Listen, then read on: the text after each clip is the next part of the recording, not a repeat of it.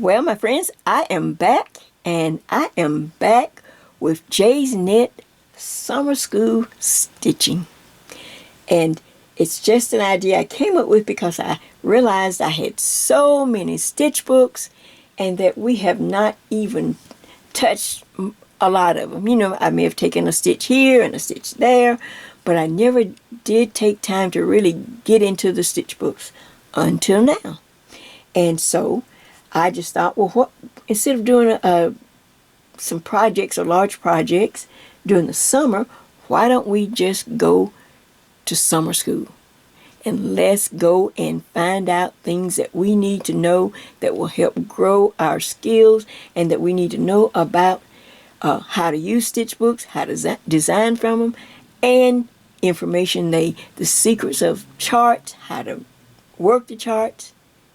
And then I even have information that you may know, some of you may know, some of you may have tried, and some of you may say, Jay, I never thought of that. So what I want to do is get right in it tonight, and we will be stitching a little bit.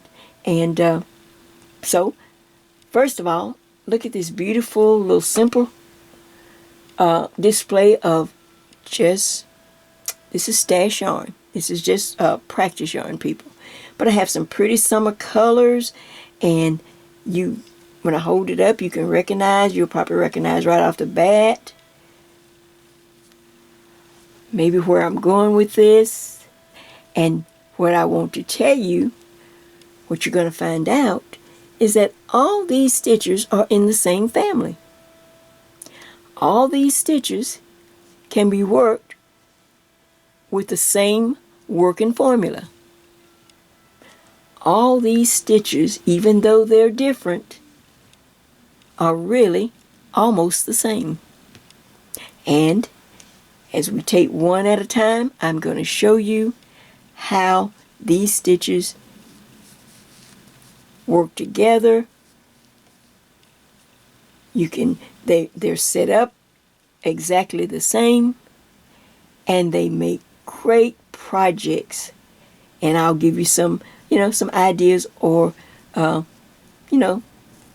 some samples of what you can do. All right, so go ahead and get you some practice yarn, any size needle that you want to work with. Like I said, this is just practice. And I'm going to call this Pick a Stitch. After we get done, you can pick them all, or you can just pick one. So welcome back to each and every one. I thank you for the feedback. I thank you for all the, I thank you for all the response to Jay's Knit Summer School Stitching. Some of you just like, Jay, I love this. I'm enjoying this. Well, like I said, I'm really going to dig deep and just try to share with you as much as I can of what little bit I know. I'm not a professional knitter or professional teacher or certified or anything like that, but I am seasoned, and I love to knit, and I love to knit with you. So go ahead, get you some practice yarn and your needles, a little something to drink if you need to, and we will get started. Back in just a moment. All right, so before we get started, let me just run through the 4 stitches that I have out here. This is not the only stitches that will fall into this category, but most stitches fall into some type of group or a family or some kind of design that, that they work or they're similar to or kin to. So this is the family. This family is the rib family. So our first swatch is our normal 1x1 ribbing that I put on most sweaters. There's so many, I just get complacent, just like you probably do too, and like, I don't feel like looking up and redoing the math and all that. So I just go to what's convenient and easy, and this is a 1x1 rib, and it's a standard, easy to knit, and no problem. The next one we have is the Fisherman Rib Stitch, the Fisherman Rib Stitch, and it is, like I say, in the same family as this, but look how much, these are the same number of stitches that I'm going to give you, but look how much fluffier and larger and, oh, and it is reversible. So is the first one, and of course this one is reversible, but look at the thickness of it. The Fisherman Rib, we're going to show you that one. Then we have the Broken Rib. This is just one of many. Now, everyone knows that there are lots of versions of all these stitches. I'm just going to share with you the simple versions that I use, so that I can always, that's why I get a lot of things knit up pretty quickly, because, I use pretty much the same thing every time. But I want to start using some of the other stitches that I know. Otherwise, what's the purpose of knowing how to do it? So, now this one is not so reversible. Okay, this is the Broken Rib Stitch. So there it is right there, really pretty.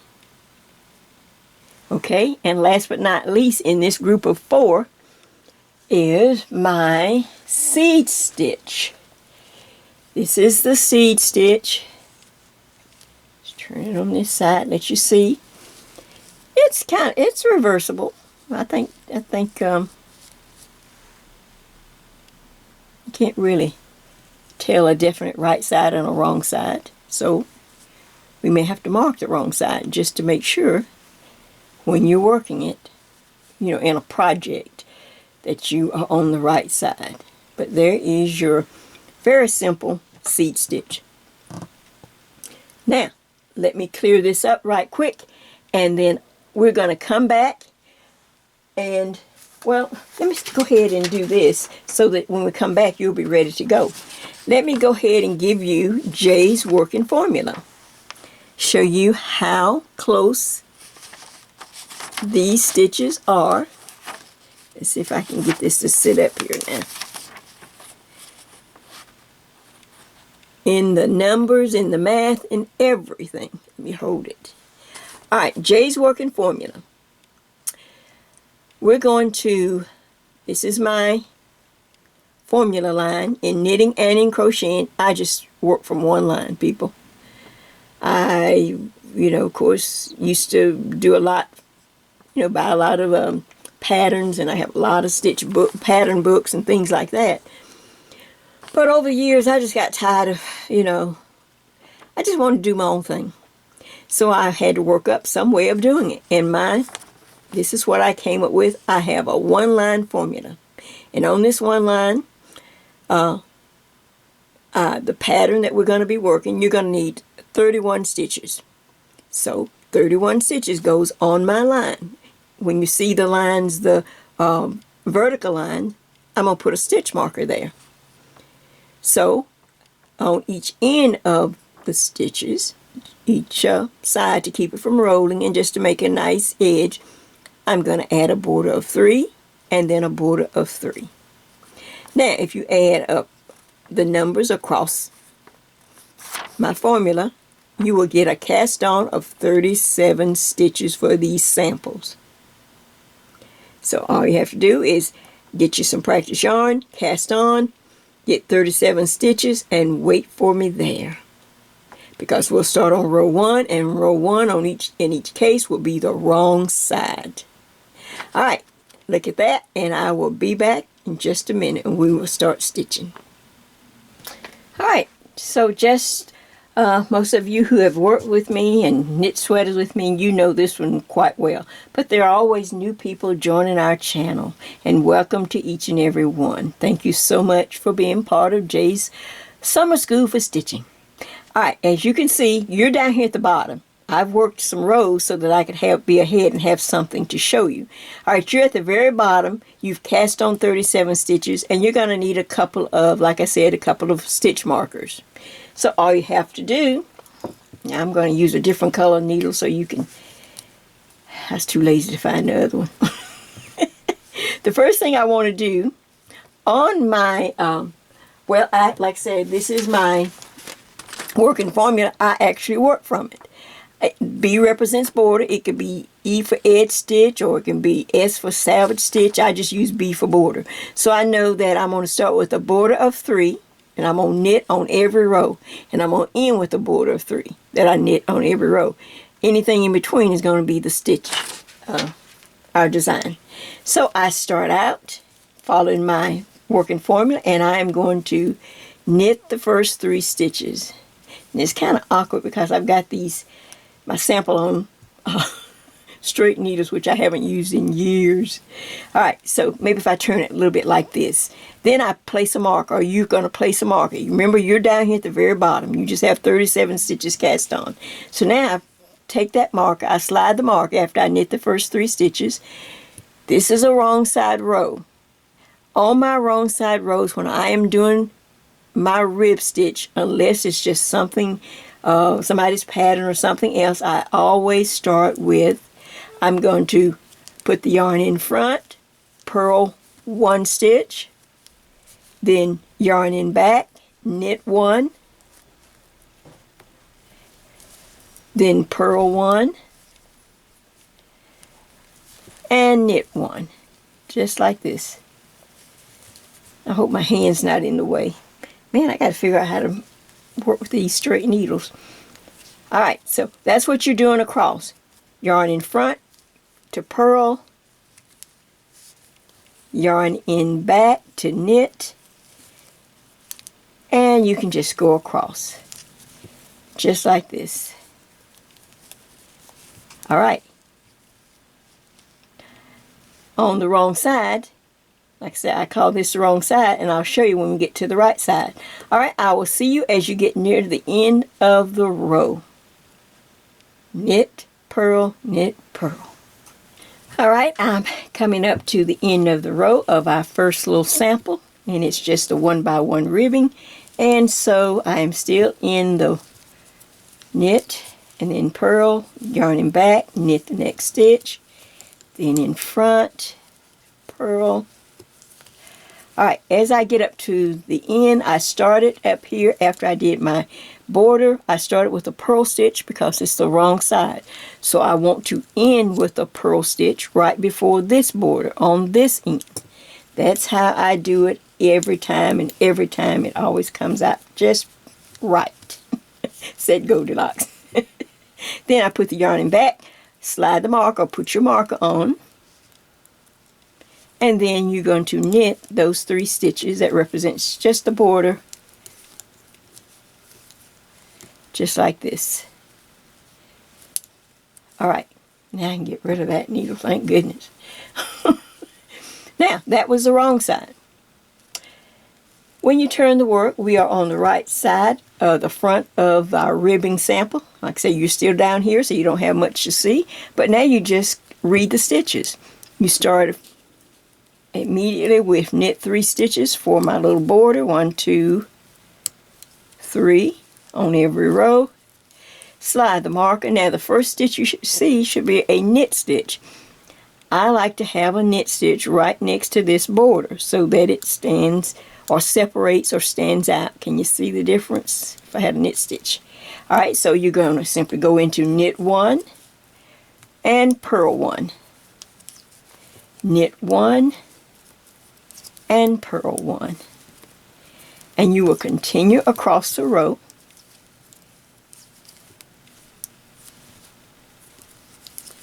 This one is so familiar, so I can just walk you through this one. So let me just do a few more here. You can see how you can get your own little rhythm. It's not hard. It's just a 1x1 ribbing. And let's see. I hope I didn't get out of camera angle there.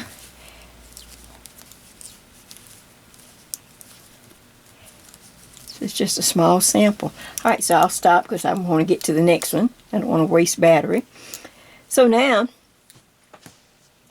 even though you're down here, you can see how the pattern's going to work. And like I say, if all those who work with me, this is just secondhand to you. So you'd go all the way, and you should end right before the border on this end with a knit stitch as well.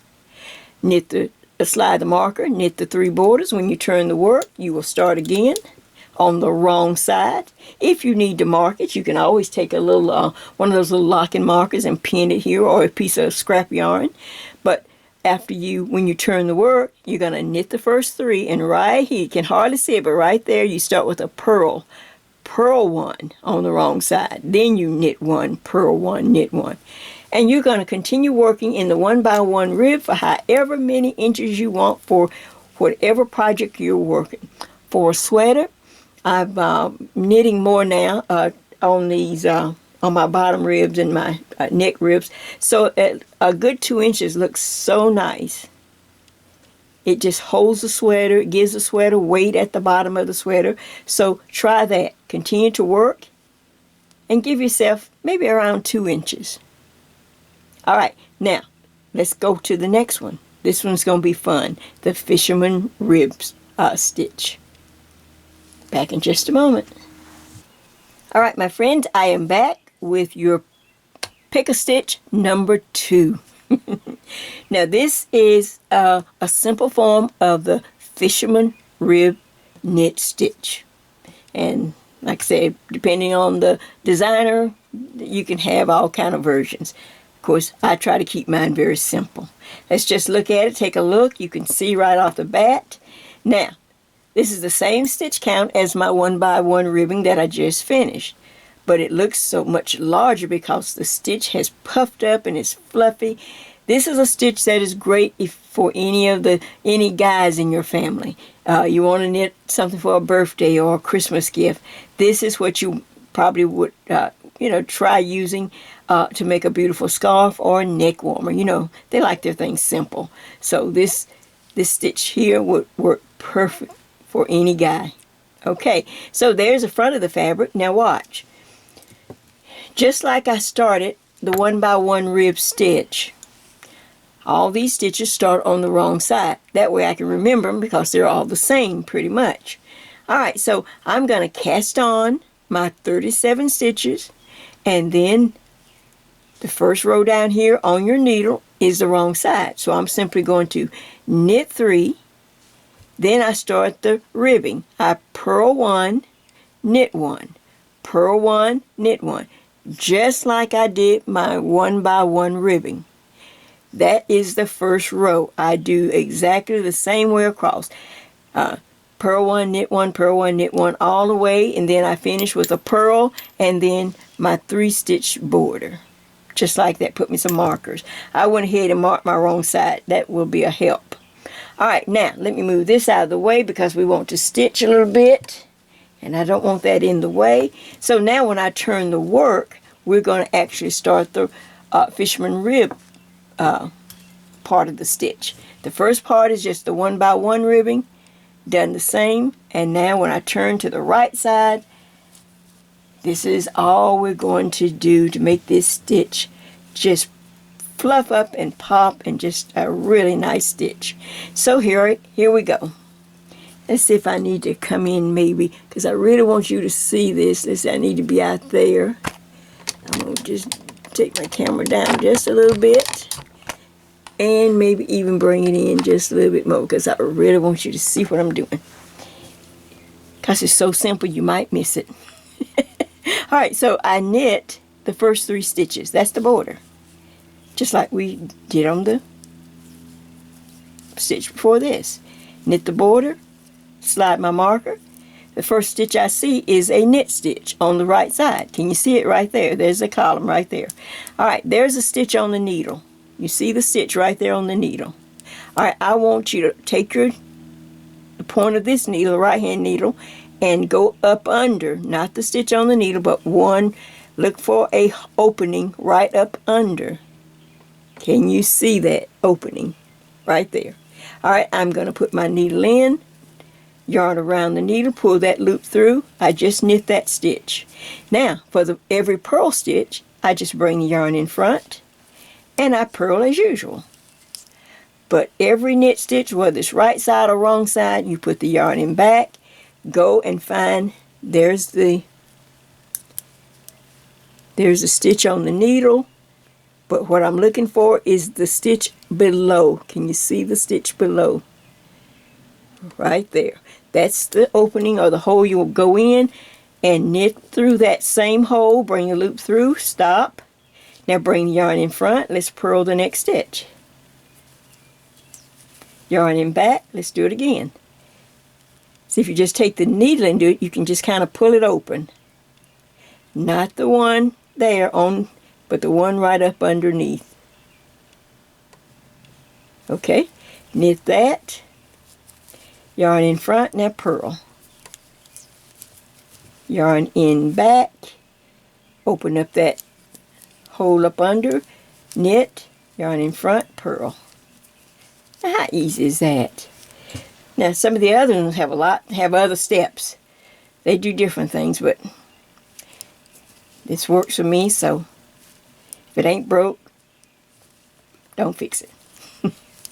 So, yarn in back.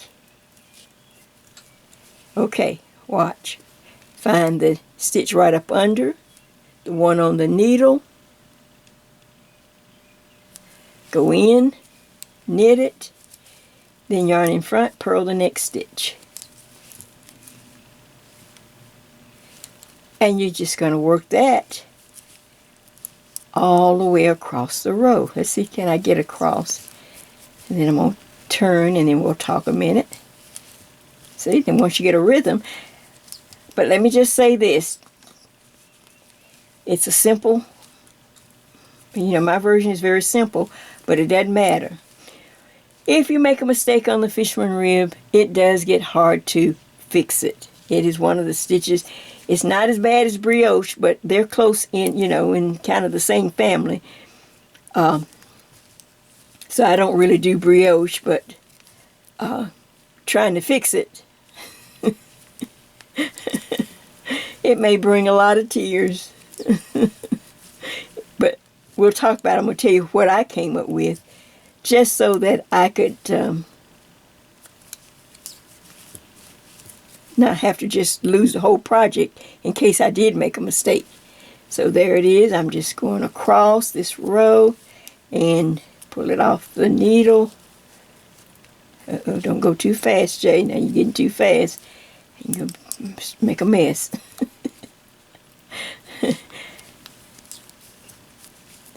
That would be the thing, not to go too fast. There's the stitch. There's the stitch right below that opening right there. Go in, bring it through, yarn in front, purl. Yarn in back, find the stitch below, not on the needle, but right below it. When you open it out, you can see it because there's a strand there. You can see it. Go in, bring it through, yarn in front, purl.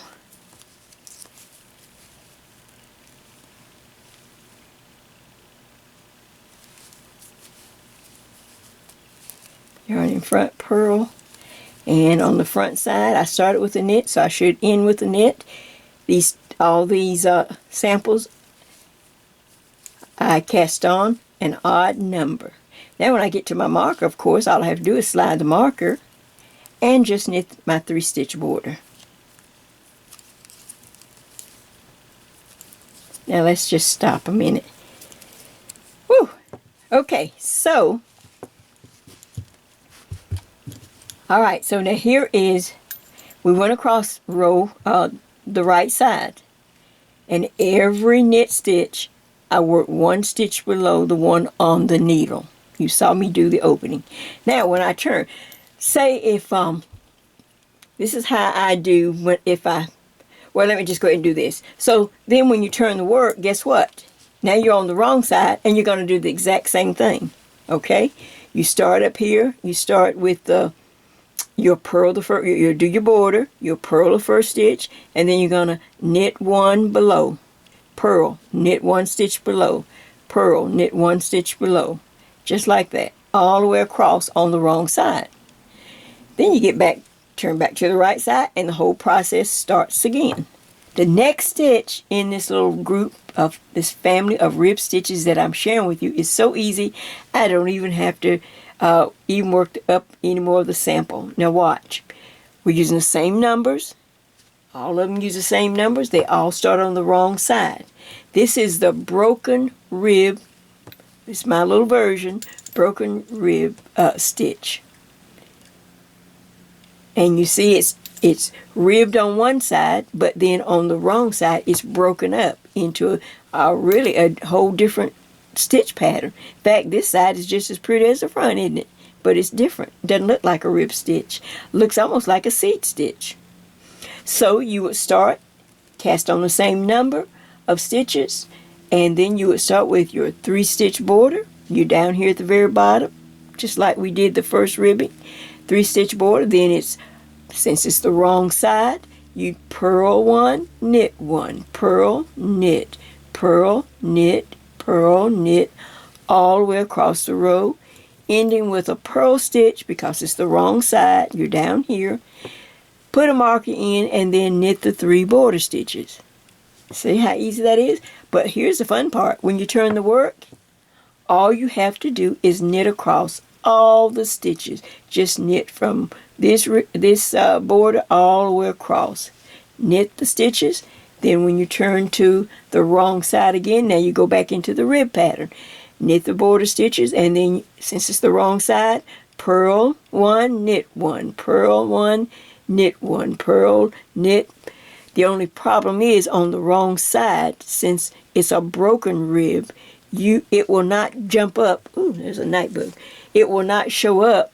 The ribbing won't show up on this side. You will have to turn to the front to check in case, say if you laid it down and you came back later, you had to go pick up the kids or something, you came back later and you couldn't remember, well, you need to look on this side because you can see the columns of the rib. There's the purl, here's the knit, purl, knit. So you'd have to check this side to make sure to see where you are. On the wrong side, to get a knit stitch on the right side, you purl. To get a purl stitch on the right side, you knit. So it's purl, knit, exactly the same as our regular 1-by-1 ribbing.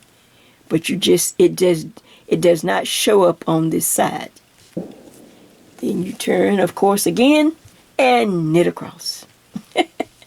This makes a beautiful neck woman for a lady or a woman.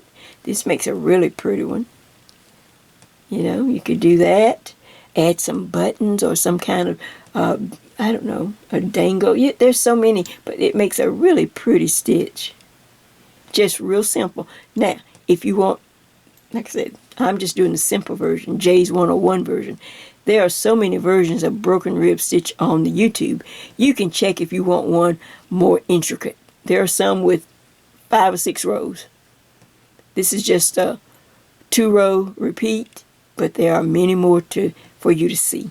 So check it out if you want to, and have fun knitting the broken rib stitch. Well, guess what? We have one more. So I'll be right back.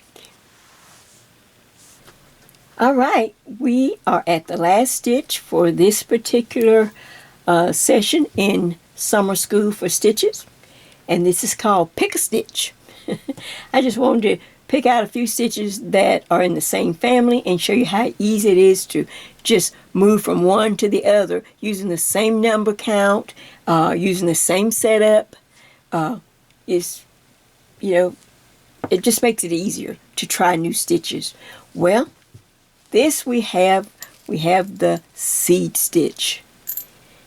The seed stitch is just, well, it's pretty on both sides. It's really the same. This is the front, and here's the wrong side of my sample.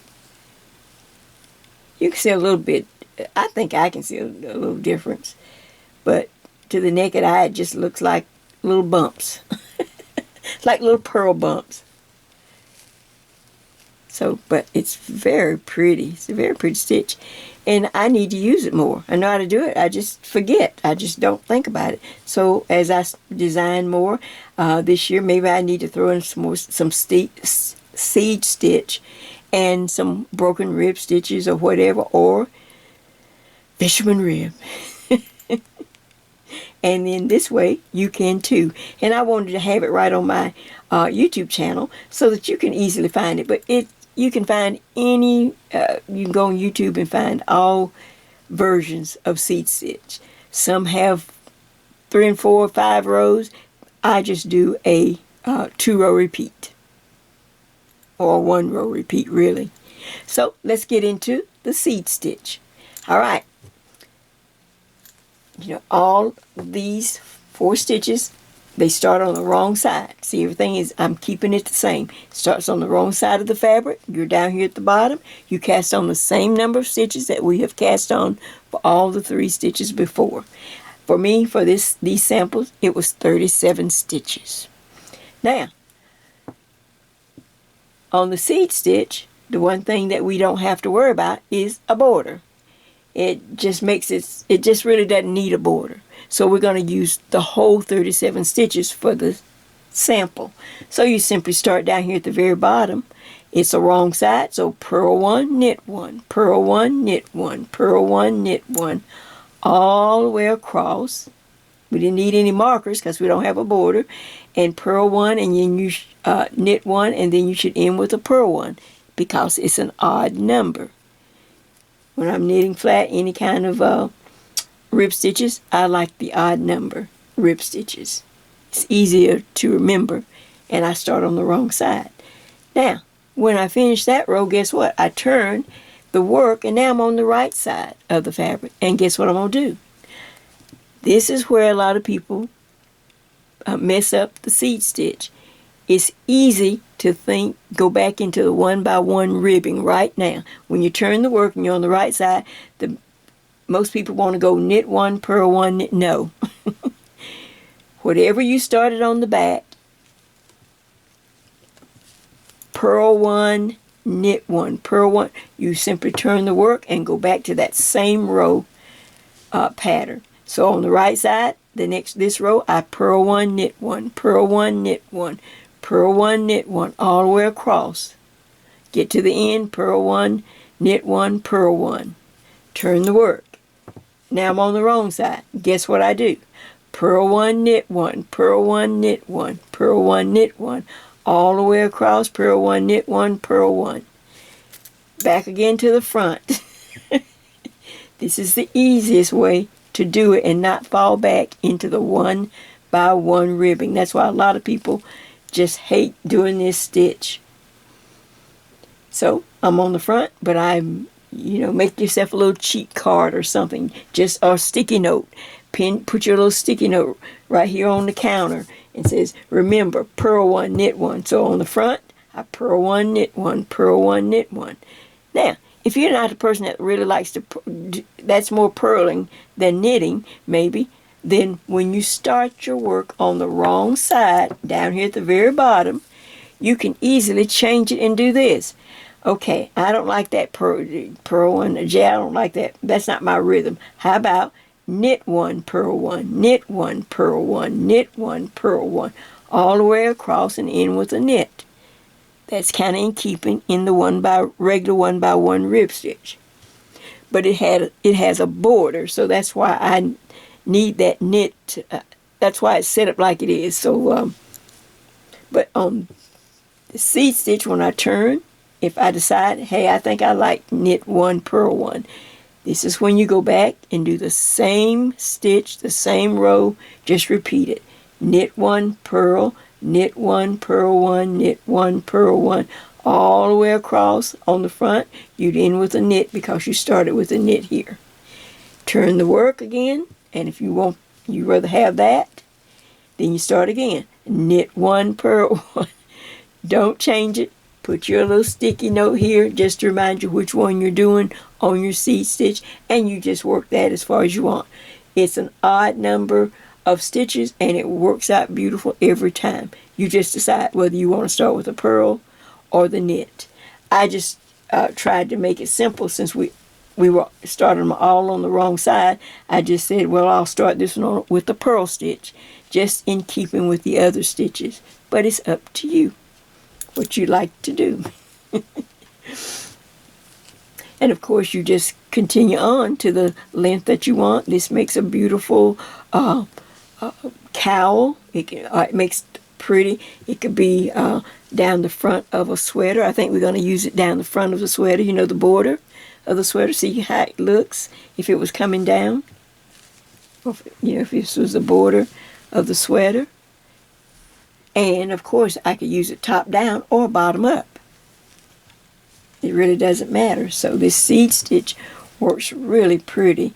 And you could think of, there's a lot of other things. And like I said, if you want one more intricate or with more rows and different things, you just type in knit seed stitch and find more samples on YouTube. So what do you think of that? How easy is that to make that pretty stitch? So this is Jay, and thank you for joining me in another class from Jay's Knit Summer School for Stitching. This is part of my summer knitting experience, and I will get ready and I will see you in the next session or the next class. Be ready. I have no idea what it's going to be, but I believe it'll be good. So, happy knitting, and I will see you later. Bye-bye.